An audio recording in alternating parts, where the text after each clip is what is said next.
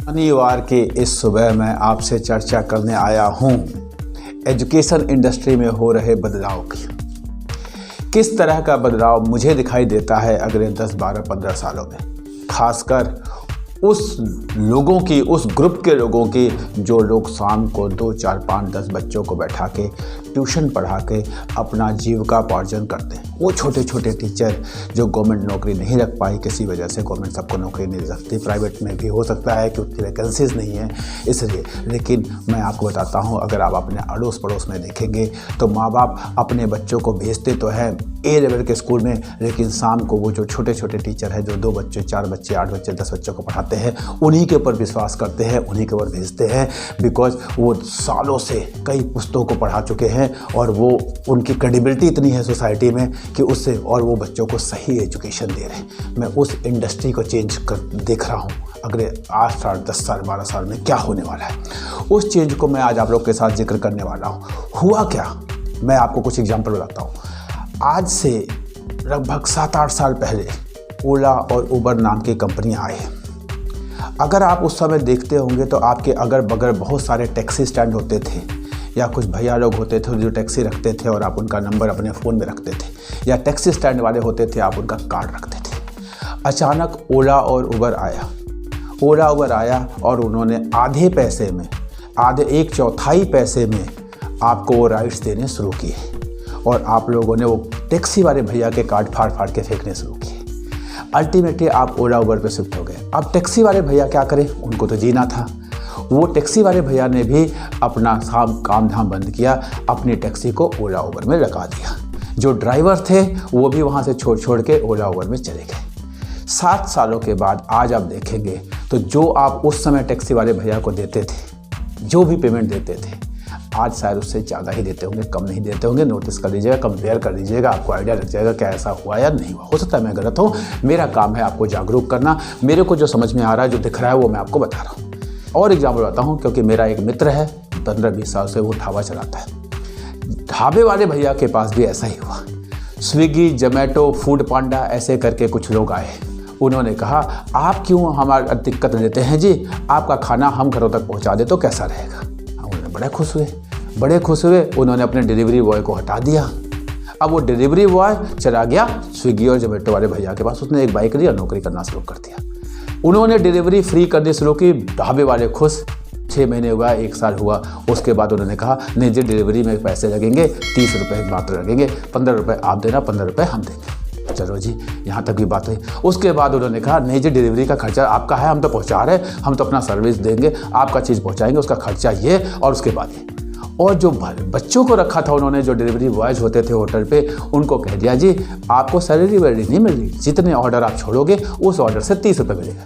30 रुपये होटल वाले ने दिया, वो उनको दे दिया, उनका कुछ नहीं, उसके ऊपर। इस तरह से इस इंडस्ट्री को भी बर्बाद कर दिया। जो छोटे छोटे ढाबे वाले थे, जिनके कार्ड आप रखते थे, शाम को फ़ोन करते थे, भैया 4 रोटी पहुंचा देना, 15 पराठे पहुंचा देना, दही पनीर पहुंचा देना, समथिंग। अब आपके पास नहीं होगा, आप सीधे जोमेटो और स्विगी में जाते हैं। इस इंडस्ट्री को भी बर्बाद किया गया। जो इस इंडस्ट्री में काम करते हैं उनसे पूछिएगा, आपको कोई फ़र्क नहीं पड़ा, क्योंकि आपको तो स्विगी जोमेटो से घर पे मिल जाता है। लेकिन उनको पूछिएगा जो इस इंडस्ट्री में काम करते थे। टैक्सी वालों को फ़र्क पड़ा, इसलिए उनसे पूछिएगा, वो आपको बताएंगे, वो ड्राइवर भैया को बताएंगे कि जो 35,000, 40,000, 50,000 का लालच देके आज उनको अपने गाड़ी की EMI देना भी मुश्किल होता है। सेम यही पूरा अब एजुकेशन इंडस्ट्री में होने जा रहा है। थोड़ा सा पहले हुआ था, जब साइंस में, जब IIT, PMT, नीट ये आया, और जो छोटे छोटे साइंस के, फिजिक्स, केमिस्ट्री के मेरे टीचर हुआ करते थे, वो अगल बगल में पढ़ाते थे और बच्चों को पढ़ा के अपना जीविकोपार्जन करते थे। अगर आप कंपेयर करेंगे तो आज उनकी जितनी उनकी नॉलेज होती है, उस नॉलेज को लेके अगर वो कमाते थे, अपने परिवार का जीविकोपार्जन करते थे, उनके साथ क्या हुआ और उनकी इनकम क्या घट गई, कैसे डिपेंडेंट हैं वो उसी XYZ इंस्टीट्यूट्स पे, जहां अब बच्चे, पेरेंट्स जाके लाखों रुपए दे आते हैं और वो टीचर को क्या देते हैं, 500 रुपये घंटा, 600 रुपये घंटा, 800 रुपये घंटा, 1000 रुपये घंटा, लाइक दैट, आवरली बेसिस। आज तक काम कर रहे हैं, इस आवर का पेमेंट मिलेगा, इस आवर का पेमेंट नहीं मिलेगा, कल आपसे नहीं पढ़ाना जी, आप चाहिए।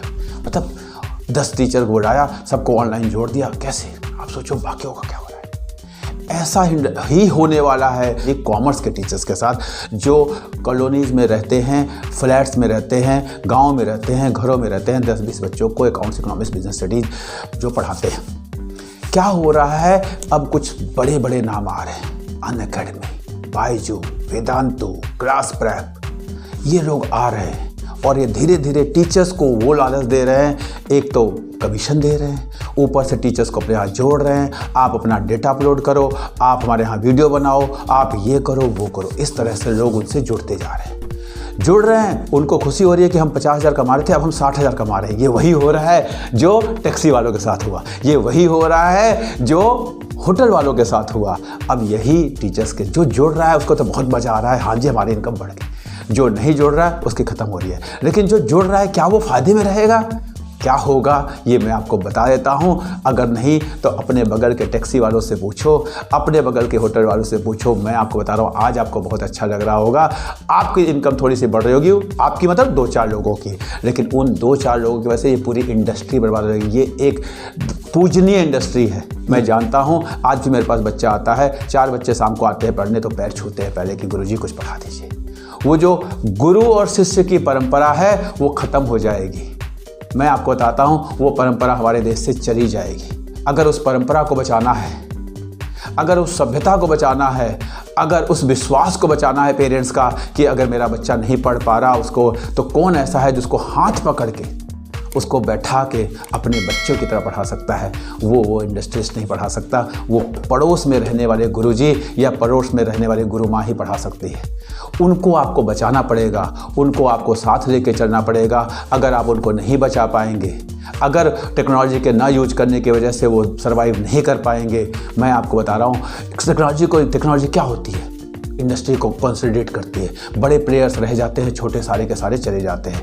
जियो और एयरटेल रह गए, बाकी कितने सिम बेचते थे आपको क्या सब चले गए। टेक्नोलॉजी यही एक ऐसी चीज़ है, आपको मैं बता रहा हूँ, जहाँ पे भी इंडस्ट्री सेंटर कर जाएंगे छोटे छोटे प्लेयर को बेचारों को जाना पड़ेगा। आप कहोगे उनके अंदर कैपेबिलिटी नहीं है, उनके अंदर कैपेबिलिटी नहीं है, उनके अंदर जो कैपेबिलिटी है, जिसकी रिक्वायरमेंट है शिक्षा में, वो कैपेबिलिटी उन इंडस्ट्रीज में नहीं है। बस वो एक पेज का बड़ा सा ऐड देंगे, 1 लाख बच्चों का एडमिशन करेंगे, उसमें से एक बच्चा, जब एडमिशन 1 लाख का करेंगे तो 1 तो टॉप करेगा, 2 तो टॉप करेंगे, उस टॉप वाले की फ़ोटो छापेंगे। उनसे मैं कहता हूँ कोई भी इंडस्ट्रीज, किसी का नाम ले लीजिए जो ये बड़े बड़े कहते हैं कि मुझे बस इतना 1 साल का लिस्ट दे दें कि मैं कहते हैं हमारे पास 5 लाख बच्चे पढ़े, हमारे पास 5,000 बच्चे पढ़े, 50,000 बच्चे पढ़े, ये टॉपर, ये फर्स्ट रैंक, ये थर्ड रैंक। मैं कहता हूँ उस 5,000 बच्चों का बस मार्क्स लिख के दे, कि जो 5,000 जितना भी वो क्लेम करते हैं उनके बस मार्क्स लिखते सबके। नहीं कर पाएंगे, डर जाएंगे, मैं आपको बताता हूँ डर जाएंगे।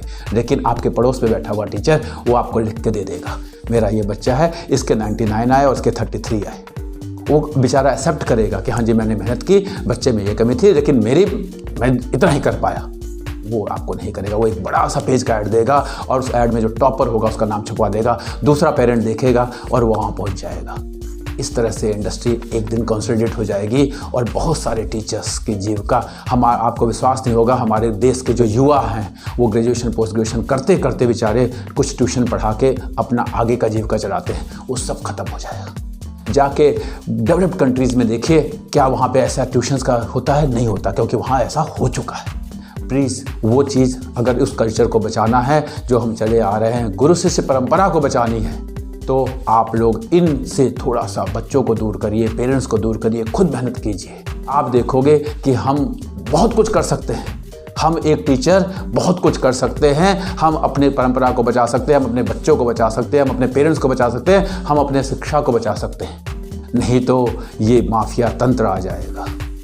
मैं आपको बता रहा हूँ, माफिया तंत्र यहाँ भी आएगा, उसके बाद लोग उसी के ऊपर डिपेंडेंट हो जाएंगे, बच्चे हमारे पढ़ नहीं पाएंगे। आपको विश्वास नहीं होगा, अमेरिका में 12वीं क्लास का बच्चा जाके गाड़ियाँ साफ़ करता है और उसे सर्वाइव करता है, लेकिन हमारे देश के 12वीं क्लास का बच्चा ट्यूशन पढ़ा के सर्वाइव करता है। देखिए दोनों में डिफरेंस है। लोग कहते हैं अमेरिका में जब बच्चा 12वीं जाता है, ग्रेजुएशन में जाता है, उसको अपने सर्वाइव करना होता है तो क्या करता है? गाड़ियाँ साफ़ करता है। और हमारा बच्चा क्या करता है? ट्यूशन पढ़ाता है। तो हमारे उस परंपरा को आपको बचाना है। धन्यवाद।